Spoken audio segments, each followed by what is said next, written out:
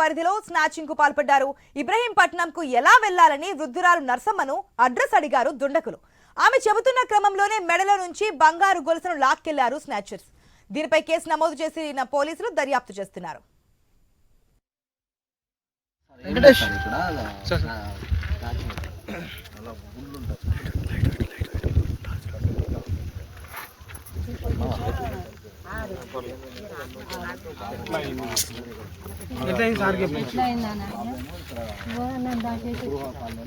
నేను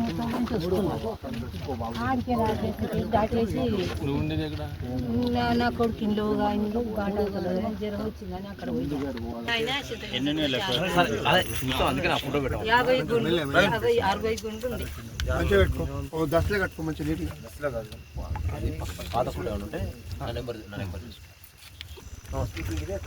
ఆ రోడ్డు పోయిండు, నాకంటే వెనకొచ్చి ఆ రోడ్డు పోయిండు, నన్ను దాటేసి ఆ రోడ్డు పోయి మళ్ళీ వచ్చి మళ్ళీ ఇళ్ళ రోకురికి వచ్చిండు. ఇళ్ళ రోకురికి వచ్చి ఏం చేసాడు, మళ్ళీ ఈరపట్నం రోడ్ ఎక్కడ ఉందని మళ్ళీ నాకు అడ్డం తిరిగి తెలకల్లా ఇక ఈరపట్నం రోడ్డుకి ఇక్కడ వచ్చినాం. అక్కడ ఆ రోడ్డు పని చక్కగా వెళ్ళని ఇట్లా చేయి ఆపుతారు కానీ గొంతులో పెట్టిండు, గుంజిండు. నాకు ఎక్కడ నోరు వస్తలేదు, ఏం వస్తలేదు. నాయన ఏం బట్టలు వేసుకుని ముంగటనే గిట్లుంది ఒక అంగి, గోధుమ కలర్ లేక కొట్టింది చీకట్ల. నాకేమో కళ్ళు మాపులా. ఇక గీతలు ఏమో నల్లంగి ఉంది, నల్లంగి గీతలు ఉంది. దాని మీద తెల్ల బట్టలు ఉంది, గీతలు ఇట్లా ఏం దొడ్డున్నాయి గీతలు. గుండ్లు పోయినాయి, ఏం పోయినాయి? గుండు పోయినాయి, గుండ్లే నా తాడు గుచ్చుకున్న గుండు నాయి.